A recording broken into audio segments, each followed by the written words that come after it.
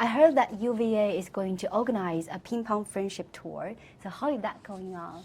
So is the tradition inspired by the ping pong diplomacy back in the 1970s? Yes, it's exactly that. So in a time when we have tensions and some challenges in the U.S.-Chinese relationship, I know in my history as a diplomat, when you have a problem that you're trying to solve, you look at the past and figure out what worked in the past. And so as a former diplomat, I still remember what ping pong diplomacy was like between the United States and China in the early 1970s, and I think we should try it again. So a few weeks ago, we asked our ping pong team at the university, how would you like to go to China and play with the Chinese ping pong teams? And they said, yes, we would love to do that.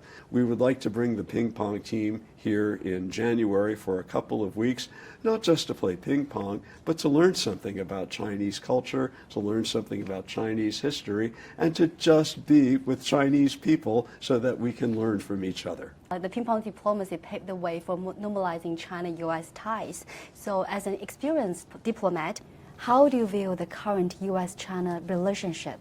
Well, I think there are obvious challenges. Both sides need to work harder to reduce those tensions. I hope both our countries are able to improve their communications with each other, and I hope working at a very small level, at the university level, I hope we can help support that through better people-to-people ties.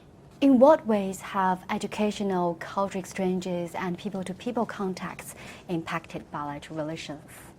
I know some of the professors at the University of Virginia who spent their careers studying to speak Chinese, living and working in China.